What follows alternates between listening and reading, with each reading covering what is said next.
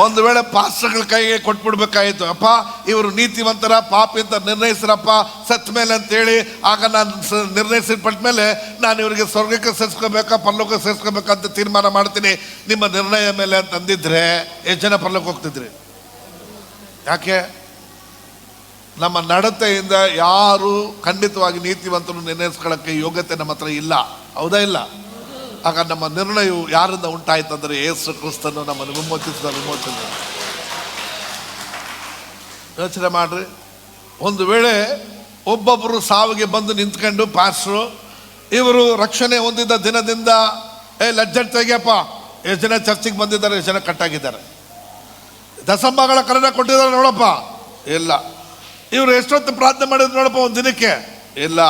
Bible ಎಷ್ಟು ಓದಿದ್ದಾರೆ ನೋಡಪ್ಪ, Bible ಎಷ್ಟೊತ್ತಿ ಮುಗಿಸಿದ್ದಾರೆ, ಮೂಟೆ ಅಕ್ಕಿ ಮಾತ್ರ ಖಾಲಿ ಮಾಡಿದ್ದಾರೆ, ಬೈಬಲ್ ಎಷ್ಟು ಮುಗಿಸಿದ್ದಾರೆ, ಇಲ್ಲ. ಆಗ ದೇವರೇ ಇವರು ಹೆಂಗೆ ನೀವು ತೀರ್ಮಾನ ಮಾಡ್ಕೊಳ್ಳಿ ಅಂತ ಹಂಗೆ ಇದ್ದಿದ್ರೆ ಎಷ್ಟು ಜನ ಹೋಗ್ತಿದ್ರಿ? ಒಬ್ಬರು ಎಲ್ಲ. ನೀನು ಮಾಡಿದ ಅವತಾರಕ್ಕೆ, ನೀನು ಮಾಡಿದ ಕಥೆಗಳಿಗೆ, ನೀನು ಮಾಡಿ ಪಲ್ಟಿ ಹೊಡೆದಿದ್ದಕ್ಕೆ, ಹೊಡೀರಮ್ಮ ಅಂತ ಪಲ್ಟಿ ಹೊಡೆದಿದ್ದಕ್ಕೆ, ಸುಮ್ಮನೆ ಪಲ್ಟಿ ಹೊಡೆದಿದ್ದಕ್ಕೆ ಒಬ್ಬನ ಯೋಗ್ಯತೆ ಇಲ್ಲ. ಆದರೆ ದೇವರು ತನ್ನ ಮಗನಾದ ಯೇಸು ಕ್ರಿಸ್ತನ ಮೂಲಕ, ತನ್ನ ರಕ್ತದ ಮೂಲಕವಾಗಿ ನಮ್ಮನ್ನು ವಿಮೋಚಿಸಿದ್ದಾರೆ. ನೀತಿವಂತರು ಎಂಬುದಾಗಿ ದೇವರು ನಮ್ಮನ್ನು ನಿರ್ಣಯಿಸಿದ್ದಾರ?